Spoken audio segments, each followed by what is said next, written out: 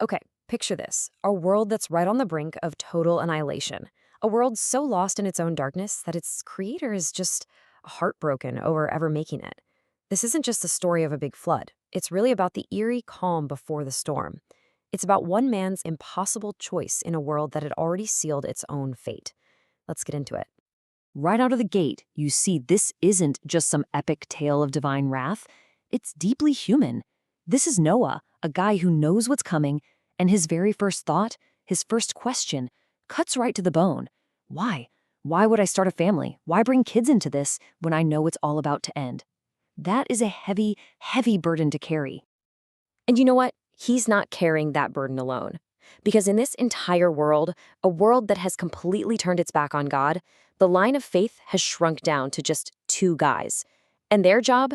To speak the truth to a world that has zero interest in listening. And this really paints a picture, doesn't it? On one side, you've got Noah. He's called the righteous son, totally blameless among his peers. On the other, you have Methuselah, the last elder. Think about that. The very last person alive from a generation that actually followed the Lord.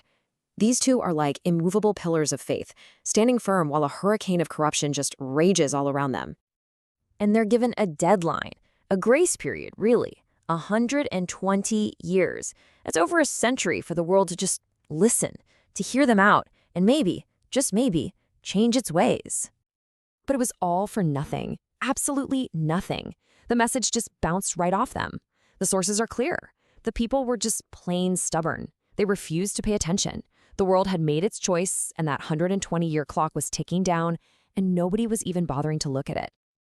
So right when Noah is at his lowest, questioning the point of having a family, God gives him a command that seems completely backward. He says, take a wife, have kids. You see, it's not about saving the world that is. It's about preserving a tiny seed for the world that's going to be. The whole focus shifts from judgment to the future of a single family line. And Noah obeys. At nearly 500 years old, he marries Naamah, and from them we get the three sons who will carry the spark of humanity into the next age: Shem, Ham, and Japheth. The foundation for a new world is being laid, even as the old one is literally falling apart at the seams. So as Noah's family is starting to grow, this little pocket of hope, the world outside is just spiraling deeper and deeper into chaos. The last lights of the old, righteous generation are about to be snuffed out, and you can feel the pressure building just beneath the surface. This timeline is, well, it's brutal. After Noah's father, Lamech, dies, something breaks. It's like his death cuts the last thread connecting the world to an older, better time.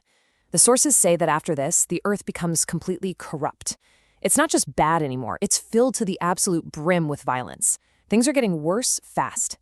But all that human violence, that was just the stuff on the surface. The real pressure, the real power, was building up underneath everything. It wasn't just some idea of judgment anymore. It was a physical, cosmic force, literally straining to be let loose. And this is where you really get a sense of the scale. Noah is given a vision. He literally sees angels holding back these massive underground oceans, the forces of the waters beneath the earth, just waiting for the command to let go. Can you even imagine that? Knowing that the ground under your feet is basically a cage holding back a restrained apocalypse? Okay, so this is where the story just explodes. It goes from a drama on Earth to a full-blown cosmic event.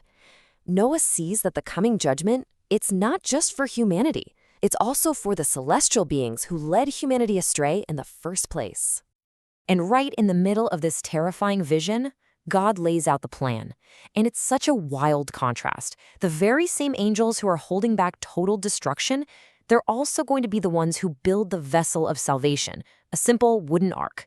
It's a plan to protect one tiny seed of life from all the devastation. So here's the crucial thing to get. There are two different judgments happening. For those rebellious angels, their fate is sealed. It's a place called the Burning Valley, a prison of molten metal and rivers of fire created just for them. It is a terrifying picture of absolute, inescapable justice. And this table just breaks it down perfectly. The waters of the flood have this crazy dual nature. For the corrupt kings and people on earth, the water actually heals their bodies, but it brings punishment to their spirits. But for the fallen angels, those same waters act like a fire that burns forever. For them, there is absolutely no relief. And if you want to know just how terrifying this judgment on the angels is, you just have to listen to the words of the Archangel Michael himself. He says he trembles. He asks who could possibly survive a judgment so harsh that the angels themselves just melt away before it. I mean, wow. When an archangel is shaken to his core, you know we're talking about a level of power that's beyond anything we can imagine. So, after witnessing all of this cosmic horror, the focus just snaps right back to Noah. The vision's over, and now the real work begins. It's time to turn that horrifying prophecy into a physical, tangible reality. And there's no more wiggle room. God speaks directly to Noah, and the verdict is final. The end of all living beings has come. That's it. This is the point of no return.